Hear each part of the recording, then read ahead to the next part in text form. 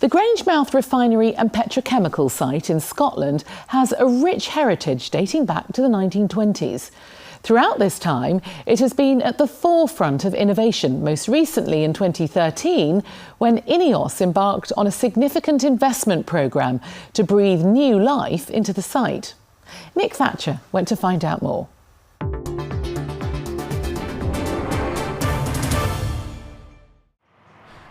The refining and petrochemical plants at Grangemouth have dominated this part of the Scottish landscape for almost a century. Here there's capacity to make 9 million litres of clean fuels per day and more than 1 million tonnes of chemical product per year. But in 2013, faced with dwindling raw materials from the North Sea, its future was hanging in the balance until a deal was struck to import ethane by ship from the USA. I still get goosebumps thinking about it. Our business is reliant on feedstocks, and over the years a decline in the North Sea feedstocks meant a decline in our business, and when you coupled that with an unsustainable cost base, the business was only going to go in one direction, and therefore the vision that INEOS then had to get US ethane to come and be the feedstock was quite visionary. It was a huge challenge to implement the whole project and all the various facets of it and then get us to a place where we've actually secured the future of the business. And creating this virtual pipeline across the Atlantic not only involved building 8 specially designed ships, but the redesign of jetties in the docks at Grangemouth and the construction of this giant tank to store the ethane on site. And to give you some idea as to the sheer size of this tank, it could hold 560 double-decker buses inside. Well, it says a lot about the company. It says a lot about how entrepreneurial we are, how forward-looking we are, and what our long-term visions are. So the transformation of Grangemouth has required a lot of resources financially, but also from the work efforts. And this tank is basically the example for that achievement. What's more, the new ethane supply is providing sufficient raw material to run the chemicals manufacturing site at full rates, which is something that's not been possible for years.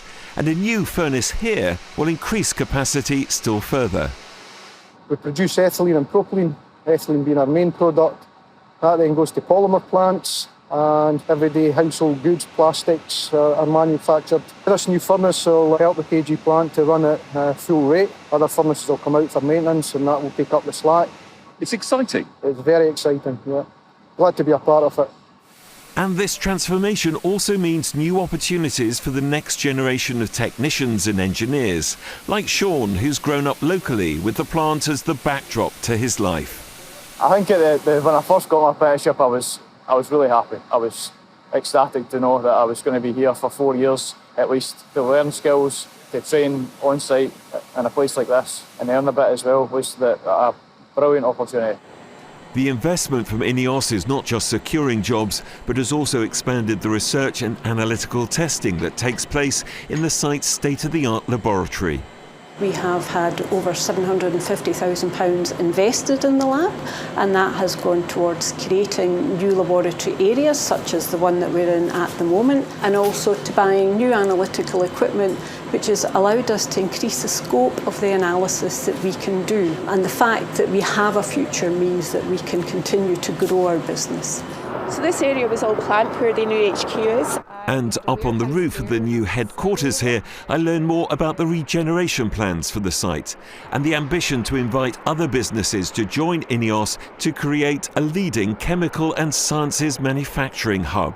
We're in the middle probably of a 5-year plan here on site, and so far we've demolished 9 plants and 5 buildings. It would be nice to now use that free area to bring in more investment in, potential third parties, and really to develop the site for the future for INEOS and also for the local community and bring good value jobs here to Grangemouth.